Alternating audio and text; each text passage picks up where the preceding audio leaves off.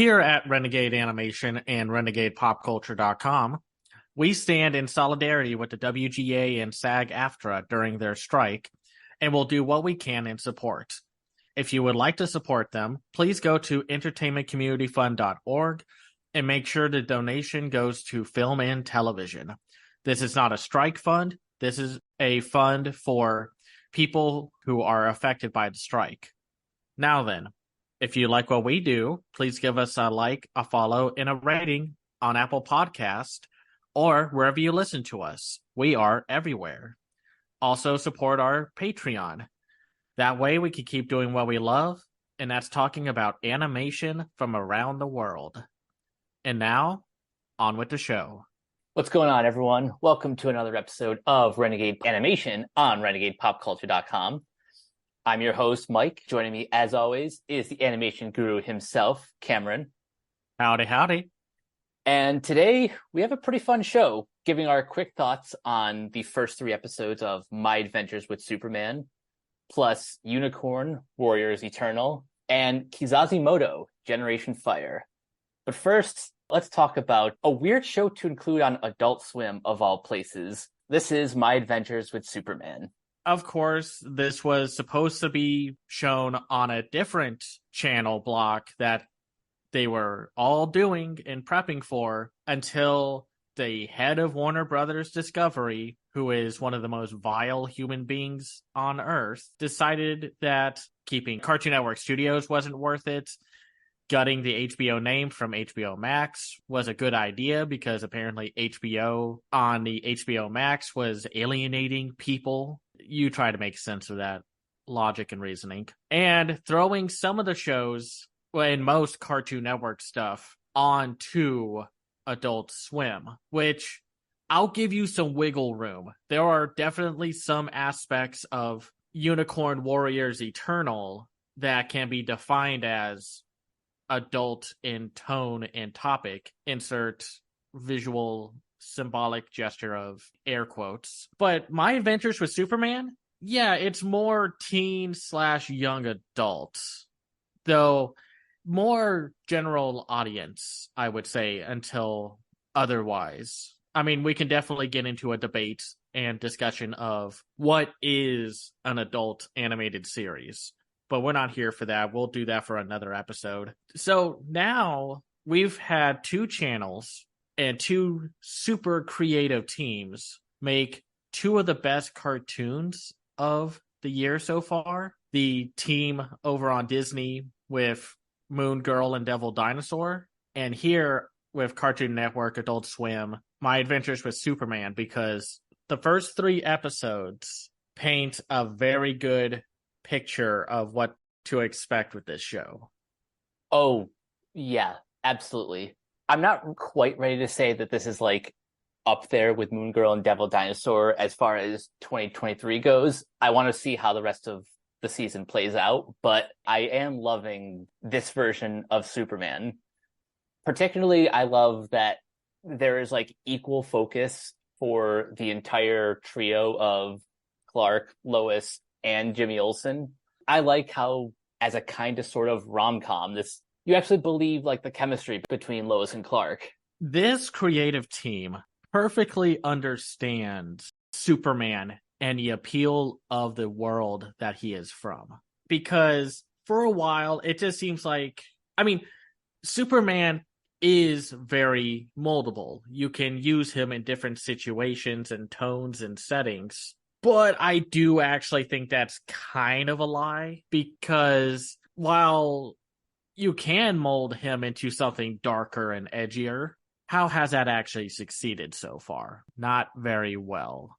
But here, it captures that wonder and whimsy and like lightheartedness that Superman can evoke, and just the hope that he brings to the world with his presence. It's also just a really funny show. I love the dynamic with our actors, Jack Quaid as Superman, Alice Lee as Lois Lane, Ishmael Saeed as Jimmy, And I like their takes on supervillains as well. I know some people are raising a stink about it because it's like, oh, not my Bruce Timm era take on supervillains, which I don't know, y'all. I had no problem identifying who was who. There's just a more technological personification of their powers, like with Livewire, voiced by Zara Fazal, and Slade Wilson, who's voiced by the surprisingly well-casted Chris Parnell. A very different character for him to play. But you would not even think Chris Parnell as a character. You would think that maybe he's like Roger Craig Smith or something like that. But Chris Parnell does have that charm that he brings to the character. Oh, certainly. As far as the redesign goes of his character, I think it works for the world that they're setting up. And even though he says, like, we're the good guys at the end of the second episode, it's pretty clear he's up to no good.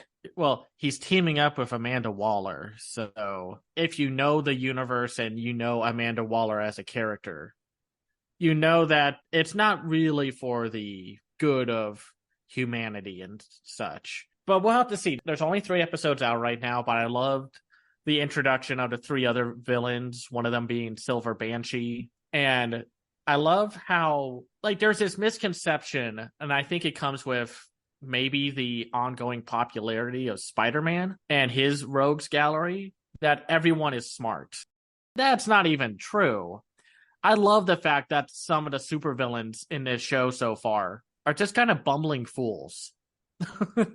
That's why I really liked how they handled Inner Gang in this universe, how they're just a trio of bumbling idiots who happen to stumble upon this technology, and they just want to be taken seriously as criminals, even though they have absolutely no idea what they're doing. They're failing upwards, as they say. And the animation is amazing. It's Studio Mir, you know how good they do with their projects. And I love the anime-like opening of My Adventures with Superman. Like I said, it just brings a lot of hope to the world.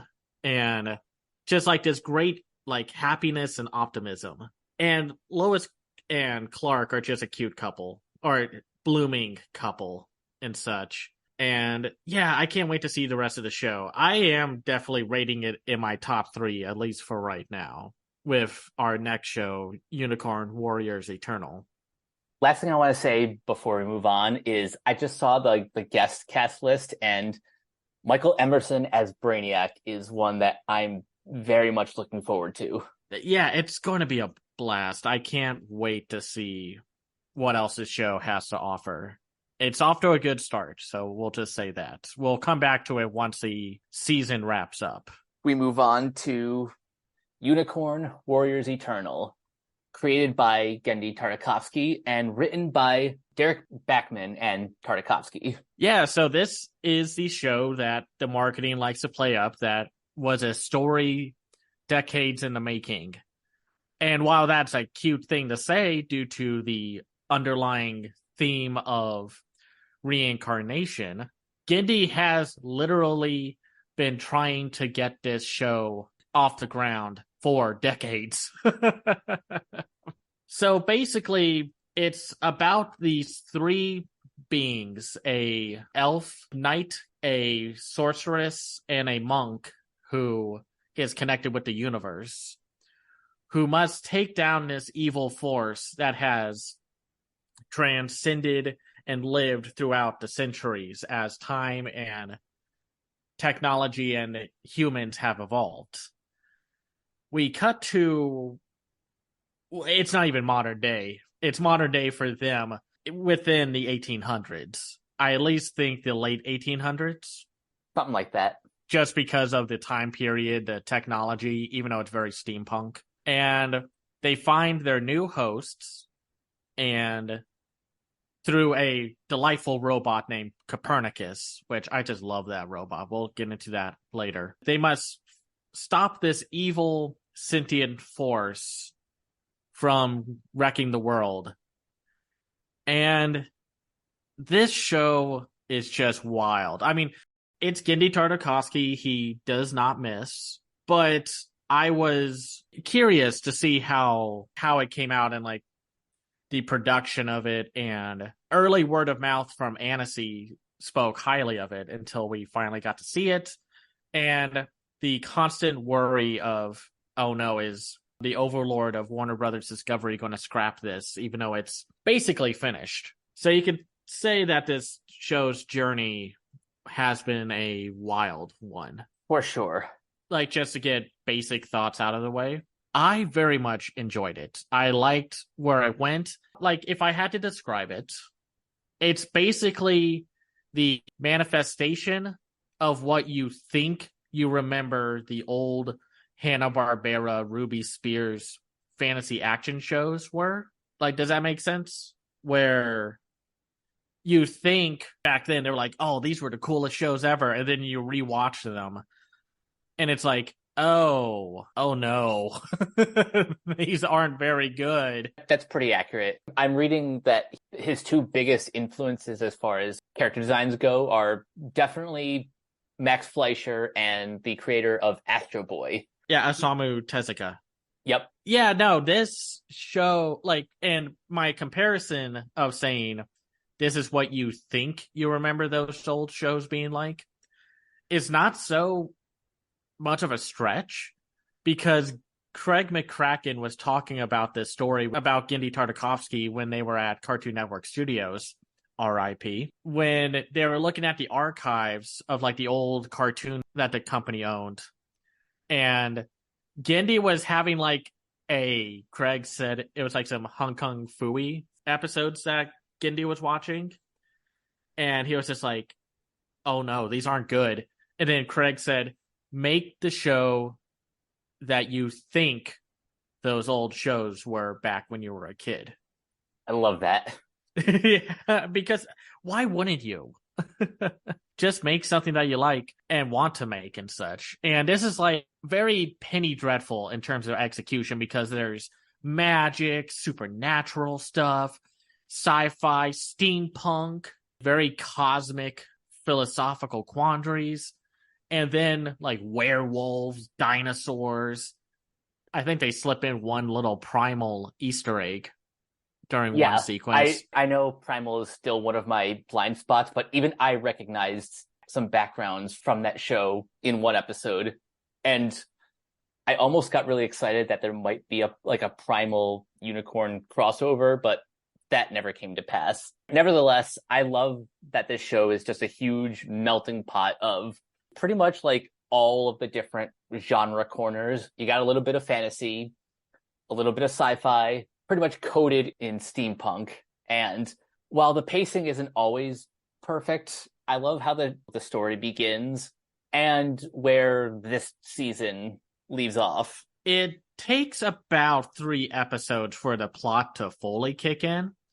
Like, the first episode is pretty much setting up the premise, showing you how Copernicus went through time and space to give the new hosts of these powers the awakening of their powers and what have you, to keep fighting this ominous force. And then something happens. Copernicus, who is probably one of the best animated characters of the year so far, you get so much personality out of him, and he doesn't say a dang thing.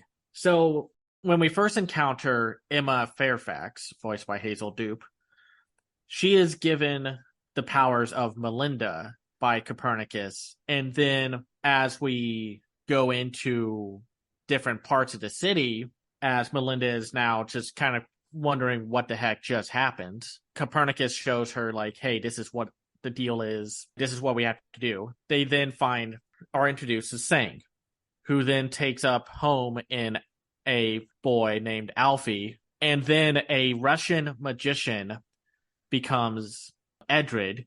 And it becomes like the first half of the season is pretty much everyone understanding and putting 2 and 2 together with what exactly is going on and who is this force that they have to fight, because we find out that this entity takes the form of a mysterious woman voiced by Grey Delisle, it turns out is this nine-tailed fox, which once again adds into the whole fantasy aspect of this show. Yep. But instead of just being like, okay, let's fight, we're the good guys, we're going to take down the evil force, a good first half or majority of the season is the conflict between the soul of Melinda and the soul of Emma, her host, as she is pretty much caught within a identity crisis and just wondering what is right, what is she supposed to do. And unfortunately, my least favorite aspect about this show, which they do expand on and make better, is the love triangle story trope. That is the weakest element of the series, and I am wondering between this and the latter half of Samurai Jack season 5 that perhaps Gendy's not exactly the best at writing romance. It just becomes an issue since it's basically the focused story arc for Melinda. And between her romance with Edred and Winston, because Winston is just like, what the heck, you took Emma away from me. And Edred is just like, well, Melinda's the love of my life. It's been like that for centuries. So you have two guys who are fighting over her, not because of her or wondering how she feels, because heaven forbid you are a good romantic partner and love interest. It's like they treat her like an item. Mm-hmm. And that becomes her whole stakes of the story. And yeah, I agree. I think Genndy Tartakovsky is not the greatest at writing love stories. I know some people will be like, well, what about the Hotel Transylvania films? Listen, I like those films, barring the fourth one, but there are definitely things you can pick apart and say, hey, this is kind of creepy, this is not okay, if you think about it for more than 2 seconds and not just take the whole, it makes sense in an emotional level kind of way. Yeah. By episode 5 or so, it gets better. We find out a little more about Melinda's history and how she is the daughter of Merlin, because, of course, we have to have a Merlin in this show, and I love it. I'm not doxing points because of it or anything. And her connection with Morgan, who is her mother, and just how even back then Morgan was trying to pretty much take advantage of the situation at hand, which then results in the power and then who we find out like this omnipotent force is. But before we continue on to that, I just want to talk about the animation. This is such a cool looking show. I love the Fleischer era, Osamu Tezuka inspired designs. You could see the Fleischer inspirations all over the place, especially with how characters look, their body movements, and certain the eyes. Yeah, the eyes give off more like it's interesting. It's a mix between Fleischer and Osamu Tezuka, because I think Emma Fairfax's eyes, she has a design in a head shape that's more Betty Boop, but the eyes are more Astro Boy adjacent. But the designs also have a French comic book art style, which I'm sure was inspired by the Fleischer era of cartoons. And then there are just little sequences, like the police trying to take down the mysterious woman and such, when they're gallivanting into the graveyard and such. Yep. Very Fleischer era in terms of animation and execution. I noticed the first episode, yeah, like you said, a lot of the characters remind me a bit of the Asterix comics. And one of the character designers, or the main character designer, Stephen Di Stefano, worked on the canceled Popeye film. So I imagine a lot of early concept arts were sort of reincorporated into this project, and it all looks great. And because it's Genndy Tartakovsky, there's a ton of action. They fight like a giant squid monster. There are other steampunk robots. The expressions, though, are so cool. I think Sang and the body of Alfie is my favorite in terms of expressions and such. They all have the same level of quality to them. But I love the posing and the looks on everyone when, like, saying, like, his first struggle is just staying focused because he's inside a kid. Yep. And I love his happiness, his, like, daydreaming expression. And I love little moments, like when they are all in prison, but Sang finds a way out. And he's just like, why is everyone freaking out that I'm outside of my cell? It's like, you guys are thinking, like, what are you talking about? What's going on? Oh, I'm outside my cell. And then just beats up the guards. Just because we talked about, like, the iffiness of the love triangle aspect, it does lead into a lot of fun inner character moments for Emma or Melinda. We're just interchange them.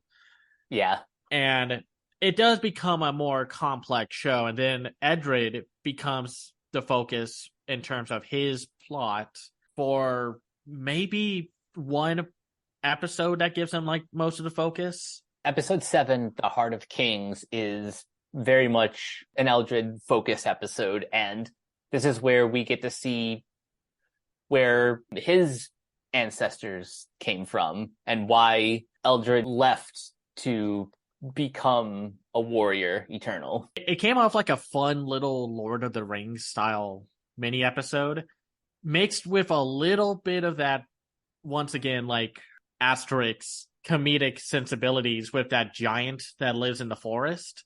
Yep. That made the sword and such. And he's just like, if you kick me out of here, I'll have to go back and live with my parents. At this age, it's like, it would be a disgrace. It's like, fine, I'll fix your sword, but I'm taking the magic out of it.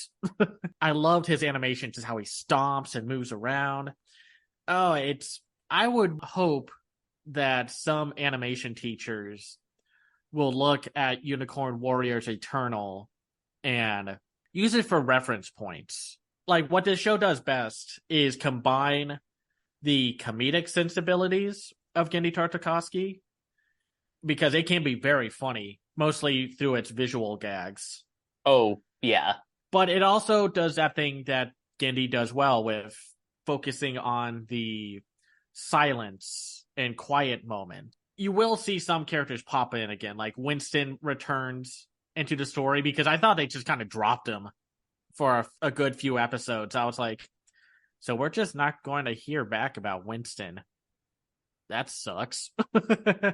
I wasn't the biggest fan of Winston at first in his constant pursuits of Emma/Melinda. Yeah. But then once he enters back into the story, that's when he becomes a more three-dimensional character. And then we are introduced to, like, other cool characters like the Rakshasa. I love that they basically pull a joke through one of the later episodes, I think either episode 8 or 9, where they basically said, yeah, we had this big epic battle, but it was basically too expensive to animate, so we're just going to allude to it. And because, you've seen those kind of jokes before, right? Where they're like, oh man, I can't believe people aren't able to see this right now. It's so well animated. I love jokes like that.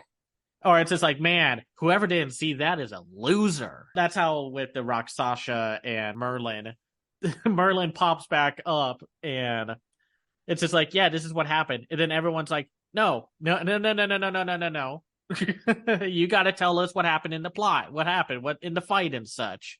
And there is this underlying mystery of, like, everyone's connection to everything.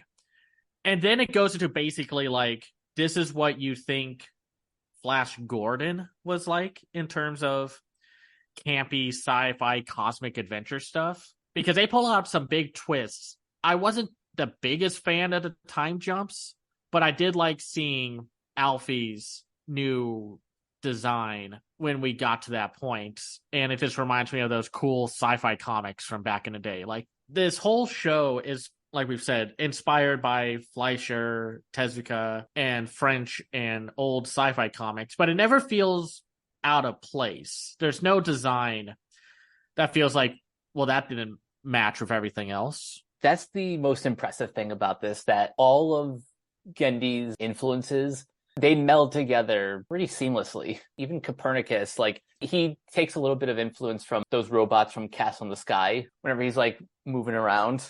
And those like enemy robots also do as well. We are introduced to that character Otto.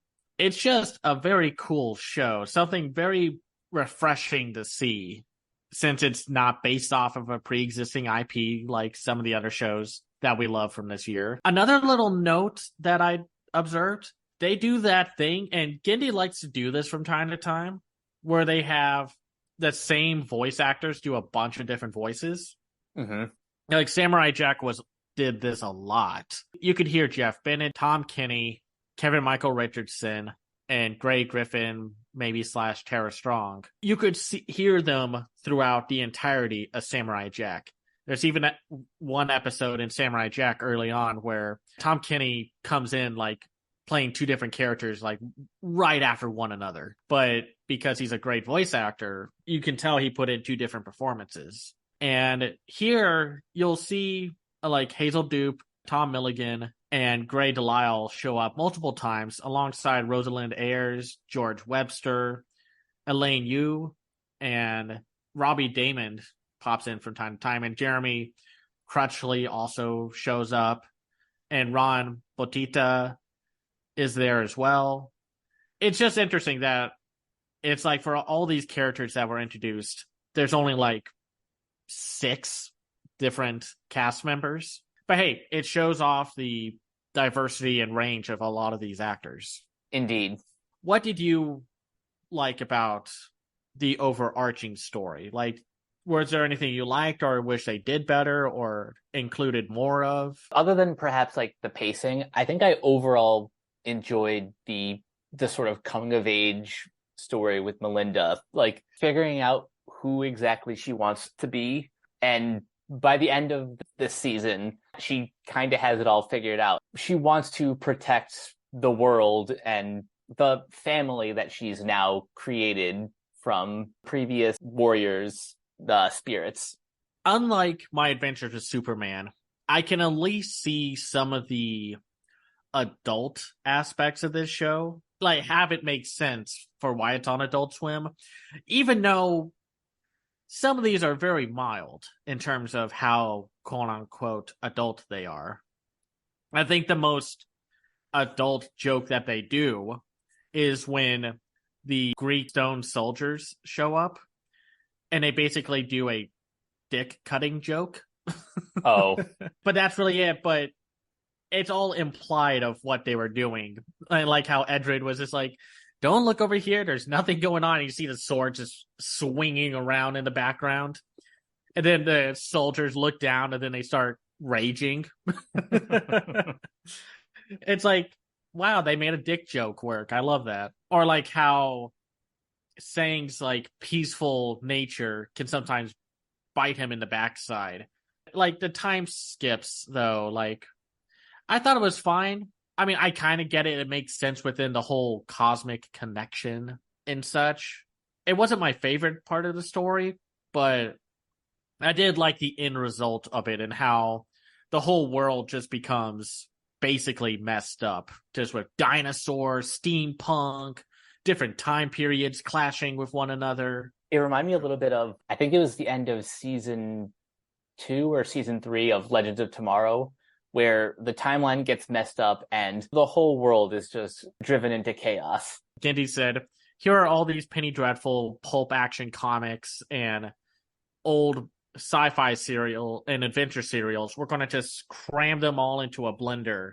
And that's what the end result of the final shot's going to be. Apparently, there will be, I think, well, Gindy planned out at least 4 or 5 seasons for this show. So, and considering how successful it has been for Cartoon Network and Warner Brothers Discovery, I think there's going to be more. Plus, with the whole, I think Gindy and Craig McCracken both made deals with Cartoon Network or Warner Brothers Discovery. So I think we will see a return of Unicorn Warriors Eternal. Now, if it's the same characters, I think they wrapped up their stories pretty well. in general. The love triangle thing becomes such a non-issue when it's just like, hey, you know what? We all have to put our differences aside and fight together. Mm-hmm. But I wouldn't mind seeing some of these characters again. I mean, we will, but if they are the same characters, we will have to see. Right. Given the nature of the reincarnations and all that, I really hope that we get a second season, because based on how they left things, like, sure, you could argue that their character arcs have sort of completed, but there is clearly still more story to tell.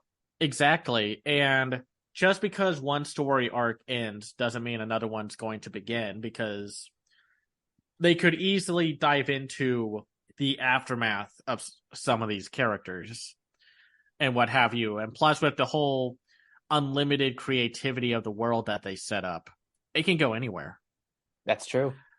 But yeah, so it's only 10 episodes right now on Max or Cartoon Network if you're still watching TV. And I'd recommend it. Like, it's one of those super creative shows and one of those super creative original shows that we absolutely need more of. And we were supposed to get more creative stuff, but Mr. I run Warner Brothers Discovery into the ground doesn't actually care. So we'll have to hope that there are some executives who are like, we will make sure you get your stuff made. Don't worry. And speaking of super fun and create and wildly creative, let's talk about Kizazi Moto Generation Fire, which is executive produced by Peter Ramsey, who y'all would know from, what wouldn't they know Peter Ramsey for? Rise of the Guardians, Lost Ollie, one of the first 3 directors of Into the Spider-Verse, and just a lot of good stuff. And the base idea was, let's get a bunch of animation studios that are in Africa to tell sci-fi stories from their perspective with Africa's history and culture and lore and stories in mind. And I had to look it up because the credits were the only way to find out which studio did what short, which is frustrating because there's no extra videos or behind the scenes looks for these shorts. Which is very disappointing. Yeah, they did it for Star Wars Visions Volume 2, but we know why they did that, because it was Star Wars, but still, I digress. The studios that we have include Studio Triggerfish Animation, Studio Mayala, Lucan Studios, Giraffix, Saturday Animation Studios, and Portfolio Animation Studio and Blink Industries. And just to start us off, Africa has had an amazing animation industry. They've had some super talented, creative people there, and this just reinforces it. Disney's newest show, KIF, is produced there in Africa. And if y'all saw 2021's funniest animated movie, SEAL Team, y'all saw that on Netflix. That's from Africa. And that's from Triggerfish. Yeah. And then another animated short that y'all would see from Triggerfish recently was with Star Wars Visions Volume 2 with Ao's song. The one with the faux stop motion look to the characters and such. Yes, that's the one. On Netflix, we're about to get Super Team 4, which I can talk about because I got screeners for it, and it's a really fun show, and it's also by Triggerfish, among a few other studios that were collaborating on it. And it's just as a reminder, the animation world is not just Japan, Europe, and America. There's a bountiful animation industry in life in like almost everywhere. South America has one. Russia has an amazing animation history. China has a very long and bountiful history of animation. South Korea, to this day, is connected to a lot of the stuff that we love. Mm-hmm. So it's a shame that people were not aware of all these other animation scenes, but hopefully with stuff like Kizazi Moto, SEAL Team, Ao's Song, KIF, and Super Team 4, there's going to be more eyes on the studios that are in Africa. And let's not forget the upcoming Iwaju. Yeah, that's right. I hope there's more of that to be announced soon, because I'm sure a lot of the people who are working on it can't wait to show it all off. And this is a anthology series, like we've mentioned above, and it includes 10 shorts, which include Herder Boy, Kuzi, the Spirit Racer, Morimi, Surf Sangoma, First Totem Problems, Duze, Hatima, Stardust, You Give Me Heart, and Inke. And I found these to be so cool, all extremely diverse, even though Mayala and Triggerfish handle more than one short from this collection. It's a very diverse sort of combination of different styles, but also different themes. Like, I think one of my favorites was episode 9, You Give Me Heart, which is basically like a mythological take on social media. Yeah, the gods having to work and force themselves to keep getting followers. Like, a lot of themes that they wanted to tackle include stuff like social media, duality, disability, self-reflection, shared humanity. And it just so happens that they're going to talk about these stories using stuff like time travel, aliens, and alternate universes. And they do a really good job with doing something that annoys me about anything produced by Disney. It's starting to become a thing that's more apparent than normal because of just how big Disney is as a company. They do that thing where they throw a bunch. I mean, we talked about this with Elemental. They throw a bunch of cultures into one pot and say, like, here's our diversity. Here, though, they feel super distinct. Like, one does not feel like the other. And I picked up on some of the cultural aspects. There's a cultural specificity to each of these shorts. And even if you're not like fully aware of these cultures, you can still get into the stories from like an emotional level. And also, if you are a fan of Afrofuturism, there's a lot of that here. Every story here is sci-fi. It's just Afrofuturism sci-fi shown through different lenses and creatives. Like, I wouldn't say there was one I found my least favorite. I think the one that ends, at the very least, a little too quickly for me is Hatima, which has the conflict between the Mer people and the people on above the water, and how there's definitely a duality story. There's thematic, well, like, there's themes of disability and how cultures treat people who are different. Mm-hmm. Considering some of the politics that are going on in Africa right now, it's definitely the most, like, perfectly timed released story of the bunch. But it kind of like, I know it's supposed to end like, oh, when you find out that story A and story B, where story B was actually set in the past, where story A is, and then you find out what happens and how the two sides are not all that different. But then it just kind of ends abruptly for me, or at least I didn't find the ending to be satisfying.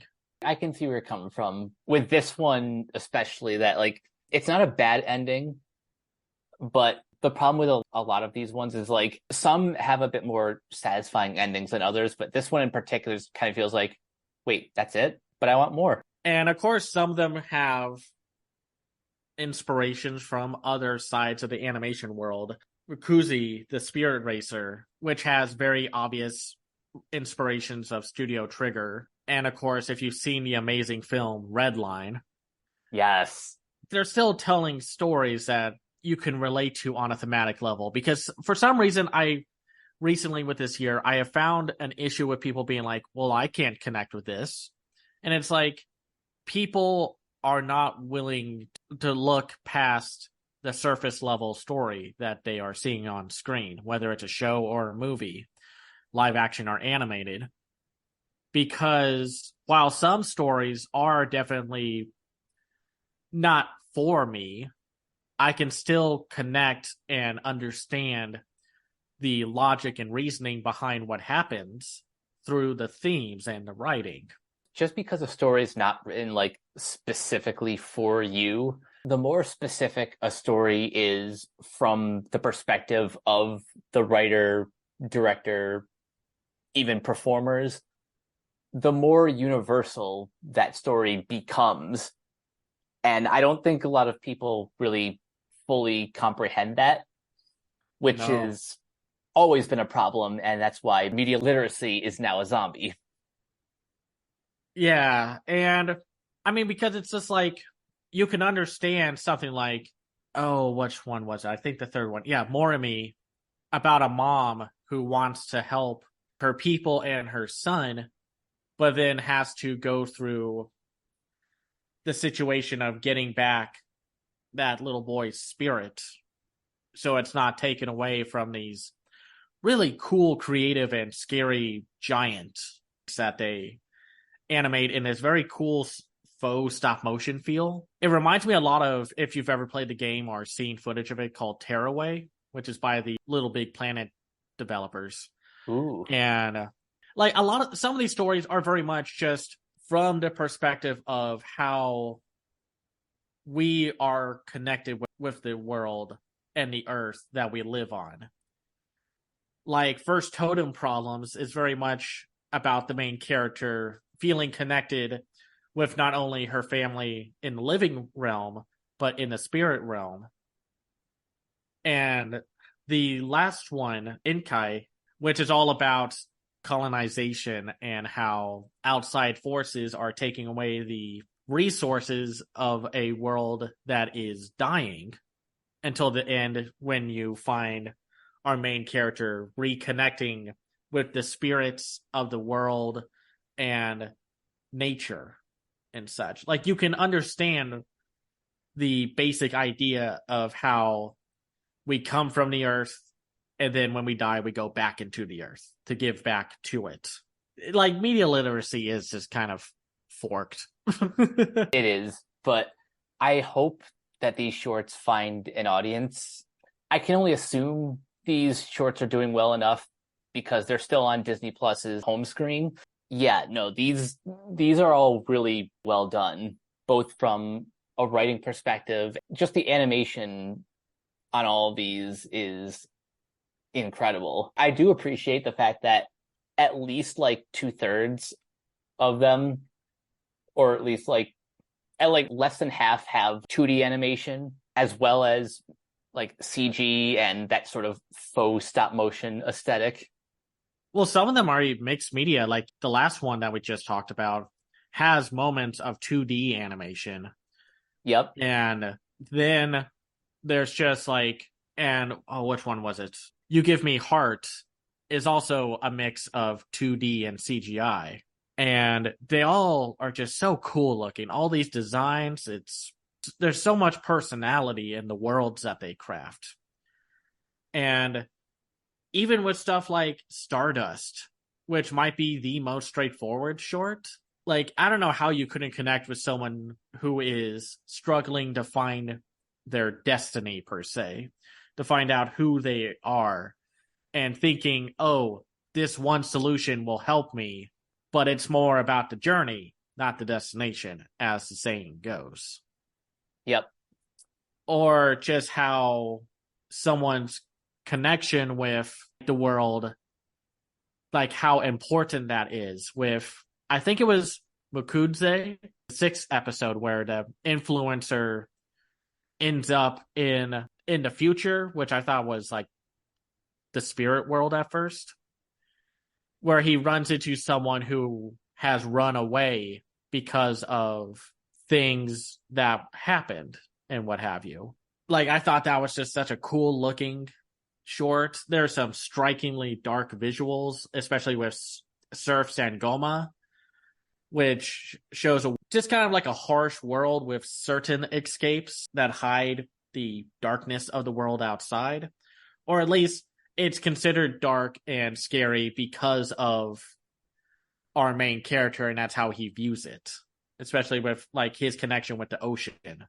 There's a lot to pick apart and just love and expand upon with these stories. Though I think if you need to start somewhere just to kind of get yourself accustomed to some of the headier topics, it probably isn't just a good idea to go chronological, because Herder Boy is just about a kid going to a coming of age experience of finding who he is and saving his fellow hunters from a spirit entity that would have otherwise killed him and everyone else. I agree with this. If you want something to just dip your toe into these before diving straight in, you might as well just start right from the beginning. Right. And like, did you have a favorite, or like, what would you say your three favorites were? So I think my three favorites are You Give Me Heart, Mikuzi, the Spirit Racer, because I'm a big Studio Trigger fan, so anything that even comes close to matching that aesthetic is something that'll win me over. And then I think my third favorite probably is Stardust, just for like that whole story about finding your destiny. It's all about the journey and less the destination. Like, the main character thinks that, like, if she gets this scroll from this oracle, she will figure out everything. And then the great twist of it all was that the scroll was empty, but that was the point. And the oracle was like, yeah, now you know how I felt, because not knowing where you're going can be scary, but what you need to do is just worry about the right now. And then you can find out what happens as you go. I love how the short begins and ends with the first time the Oracle asks, "What do you want to be, Dust Lady?" She says, "Anything but this." And then it ends with nothing but this. Yeah, thematic contextual realignment, man. Just how those words can mean different things from one point of the story to the next. My favorites were, yeah, I have to say You Give Me Heart. There is definitely a side of it that is commentating on the toxic, ongoing work of influencers and content creators and such, just told through becoming a god and not a YouTuber and what have you. And how people alter themselves through filters and editing and personas and such, and hiding the true version of themselves. I also liked Mokudze. I thought that one had my favorite visual look of it all. And then I think Stardust. Though Inkai has a very cool look to it with its faux stop motion and then its mixture of 2D elements. I did like all that stuff in Ankai. That might be my number 4, actually. Nice. And it just shows how cool animation can be, hopefully given the creatives and talented animators, artists, coders, editors, and what have you, time to actually make these ambitious visuals come to life. And I would love to see more films made by some of these studios. I know we've seen what Triggerfish can do, but I would love to see some of the other ones get a chance at making a feature film as well. It's just so cool that we were able to get this from these artists and storytellers. I mean, yeah, Disney can say they fronted the bill, but that's literally all they did. They let Peter Ramsey and everyone else do what they do best and tell distinct, vibrant stories. So definitely like one of my favorite things to come out of this year. Maybe number 4 or number 3 in my terms of rankings of animated shows or show-like experiences from this year. I think that's fair. Something I want Disney to continue between this and Star Wars Visions is I want them to keep putting out more animation anthologies, because these are actually a really cool way of getting like the general audience into the world, and I do mean that literally, the world of animation. Exactly. We need, like, if you want to see more stories told from different countries and different people, you need to support them when they are readily available to you to see, to watch, to buy, to own, to screen. And one way to do so is to watch stuff like this. I know it sucks to feel like you're being forced to watch something, but because of how Netflix, Warner Brothers Discovery, and now Disney Plus have essentially said, we don't want to pay you residuals anymore, so we're going to take the thing off, and who knows if we're going to see it back on there or on some other service. So it's good to put focus and support on not just watching The Office for a 50th time. Watch other things. Watch the new stuff that comes out. Ask around, because some people may say, like, well, because of their bad marketing, they may have not even known about it. Well, like, ask people. There are some people who do keep track of this stuff and say, like, hey, do you want to see something cool and interesting? Well, watch Kizazi Moto, Generation Fire. This is how word of mouth spreads. This is how we let studios know that, hey, we want more of this. Like, it does suck that, like, if we have to do this by ourselves, then so be it. Definitely watch the 3 shows that we talked about today. I know the first one is Impressions, but still. Like, because that's the only way we're going to get more creative stuff going. And it's just good to put your money where your mouth is in terms of what you actually want to see. So, agreed. Now, do we have a plan that we can share for next week? Well, we're going to be mostly catching up. I'm trying to get in contact with G Kids so we can talk about the first Slam Dunk.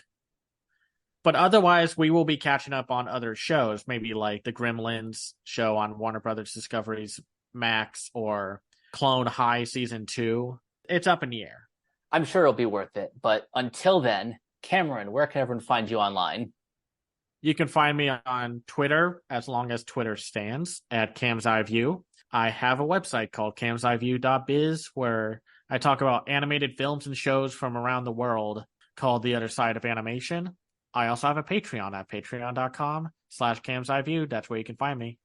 And you guys can find me on Twitter at Captain K42. You can check out my quick thoughts on letterboxd.com/CoachK42. And you can follow Renegade Pop Culture on Facebook and Twitter at Ren Pop Culture. You can also find us on YouTube, on Podchaser. Subscribe to our Patreon at patreon.com/Renegade Pop Culture.